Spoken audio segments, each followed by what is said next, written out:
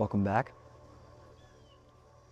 I got music this time, and I got these fancy things. So, what's today? I think what I wanted to talk about today was keeping your calm and how important that is.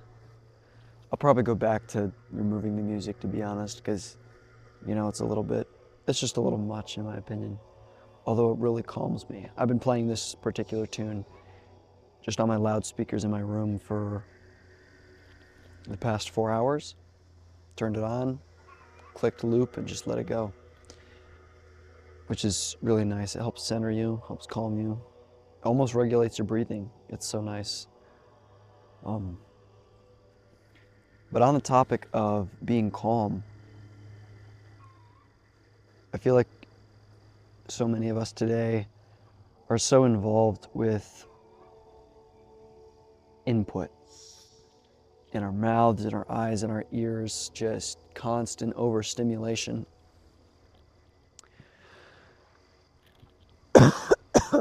Excuse me. Never stopping to realize that we can only be so mentally full, right? Even though we'll suffer the harsh side effects of being too mentally full without any outpour, whether that be to the people around us or just to ourselves, right? Like, even people who read a lot need to write as well. I believe that. Or they need to take a quiet moment to reflect on everything that they've put in their brains.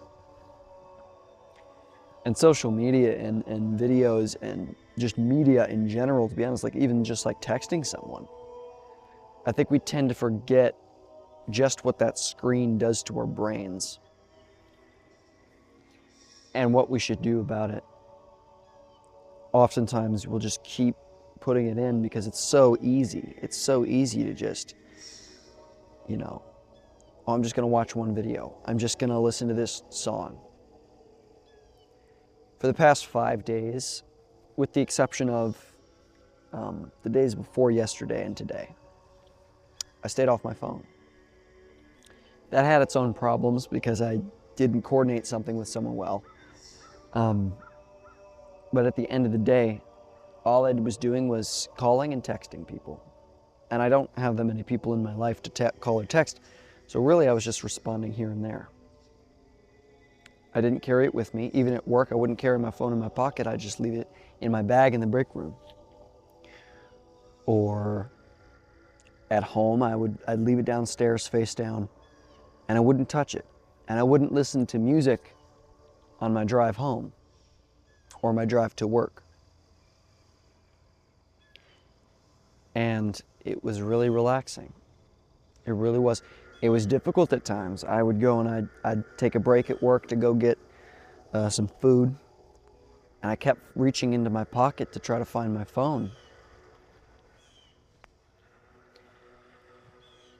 But we got to remember that that's not us. Even this right here, it's like, this is me. If you were to sit down actually and have a conversation with me, you might like me, dislike me. It might be completely different than you just seen a YouTube video, right? Same with anyone else. We all see this curated version of someone's life, right? I come here and I speak to the camera as if I could talk and someone wouldn't talk back, right? But we don't actually get that luxury, if it's a luxury. I'm starting to realize that even if you think you just want people to listen, you're not going to be satisfied if you had somebody who just listened. You want them to talk back and be a part of what you're creating there, that human connection. If it's just you and they're just listening and everything that you say to them they get, and nothing happens, and there's no pushback, there's no resistance, then what's the point in any of it? There was never any point to even interact with them. So the resistance is the point, even if it's uncomfortable at times. Yeah. Just gonna get my screenshot here. Cool. I never edit these out because it's, you know, I like to get it as close as I can to a real interaction. I try to be myself as much as I can, which is challenging sometimes because even, I'm sure you can relate to this sometimes, that you feel the difference between where you are and where you could be.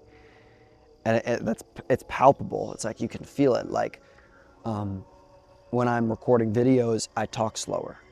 I try to speak a little bit deeper and a little bit more carefully. Because in real life, people like to cut you off.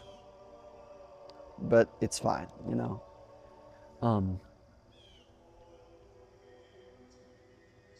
So the point is, you try to be as real as you can be. That's the goal. Sometimes we forget because we're putting so much in that we have all these fake ideas in our head of how we should be, right? It's like, oh, I gotta curate the perfect Instagram post, you know?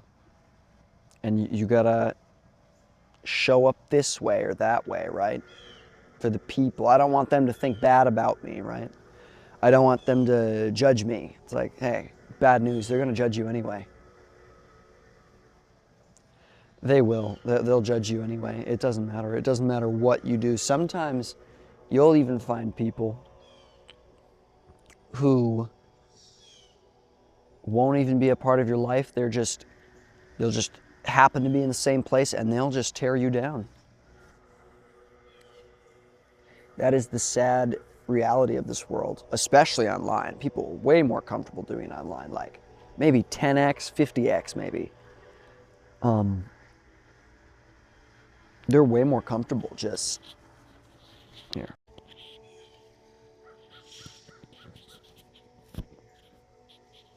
There we go. I like this better.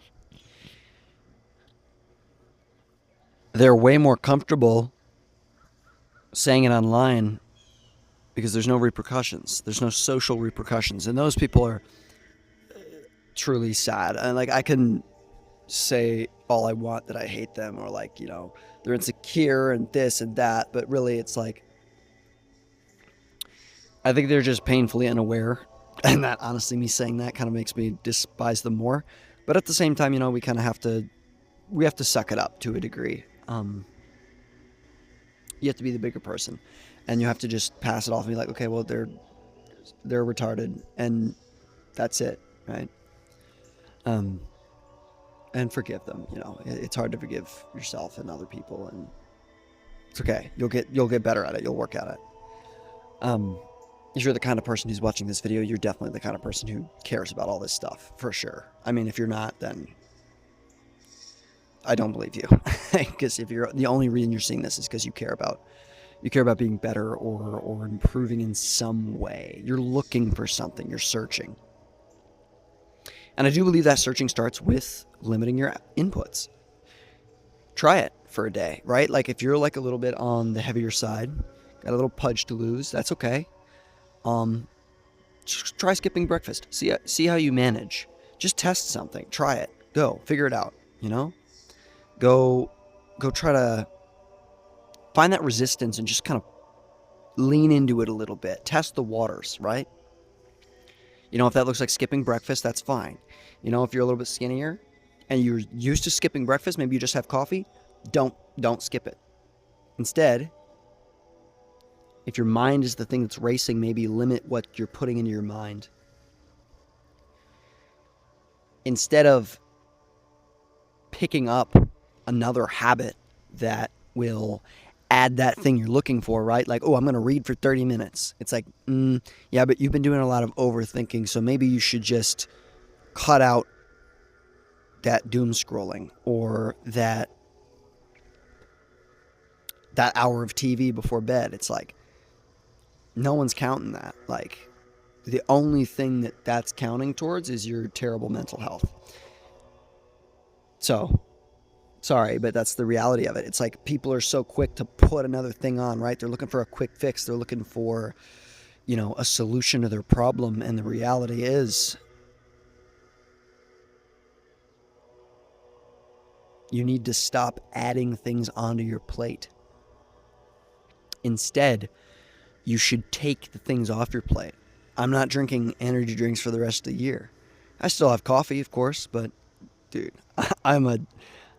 pardon my French, I am a whore for a cup of coffee. Like, oh my goodness, get me a cup of coffee. I am a happy camper, let me tell you. But yeah, like no more energy drinks. I'm cutting that out. I'm limiting my social media. I deleted Instagram again. These things are good for us. They really are. These things are great for us. It's difficult in the moment. And then after a few days of doing this, you realize that it's pretty nice. I promise. I recently heard about a friend of a friend, and she couldn't afford her medication anymore.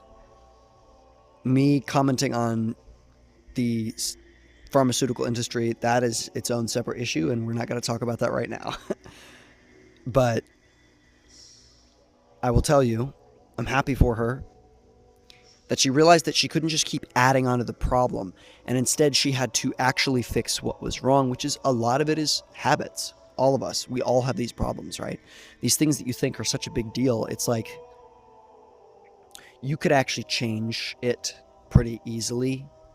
It would take a little bit of time, but you can change it pretty easily by just cutting out some of the bad things you're doing, right? It's like, think about somebody who's like severely overweight, right? They probably have an eating disorder. And that's very sad. And of course, if you're one of those people, I wouldn't believe one of them would be able to bear this kind of video, but maybe they can. I don't know. I really don't understand demographics at all. If you were severely overweight, it's like, right, they have an eating disorder and they're probably snacking a lot, right? And to cope with anxiety or sorry, I say all of this without knowing anything really about it because, as you can see, I am scrawny. I have the opposite problem. So they're looking for a fix, right? A pill, maybe, they can take that they can just magically lose weight. And, like, you have to lean into the discomfort of sitting with what you have in order to realize that you actually need less, not more. That was kind of a bar, low-key. You need less.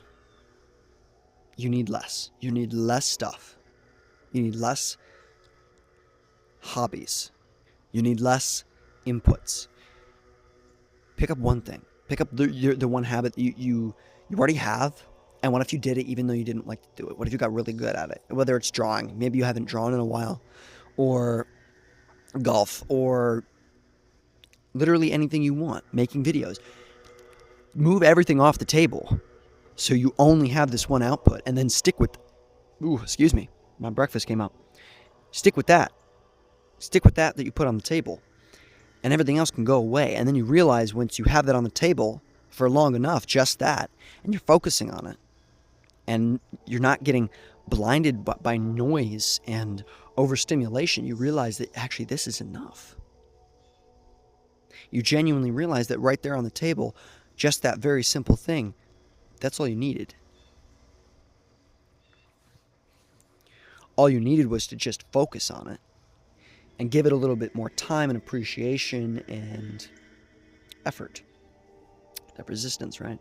You got to incorporate the resistance and the focus of not having anything else on the table, right? It's like that's that grind everyone's looking for, right? It's like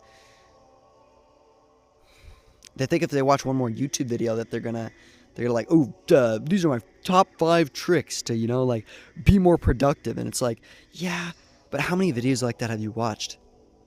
It's like, how many times have you come back to just not doing what you're supposed to do? And I'm telling you right now, the answer is that you have to stop adding things on. You have to start subtracting things away in order to deal with what you have, because that was the problem in the first place, is that you're not managing these things well.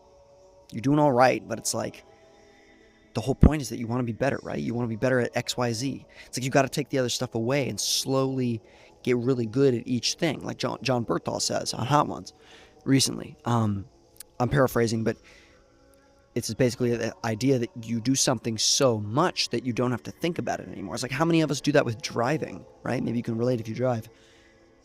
You don't have to think about a lot of it, honestly. You can kind of like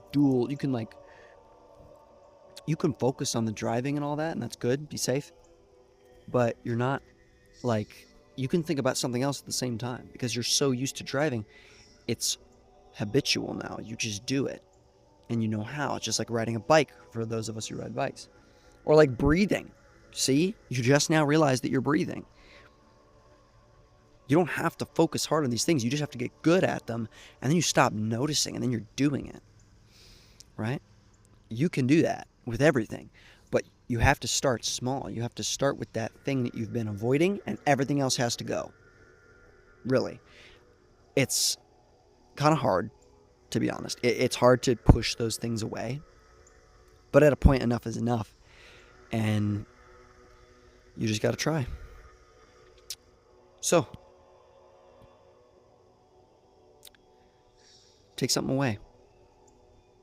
Be radical if you want. Take a few things away if you want.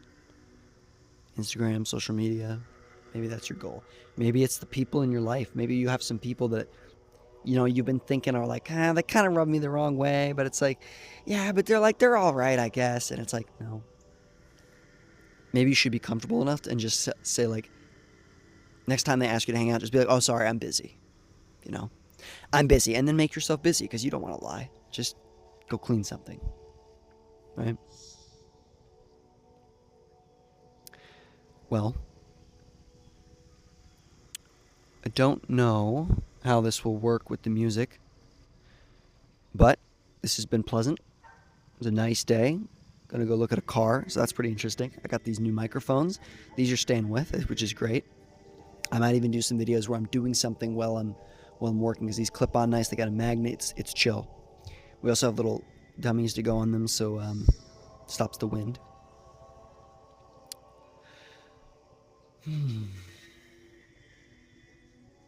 It's gonna be a good day, or a good night, or whenever you see this. Okay. God bless. Take care. Lean into that resistance. Be kind to yourself. And clear the table. Okay. Bye.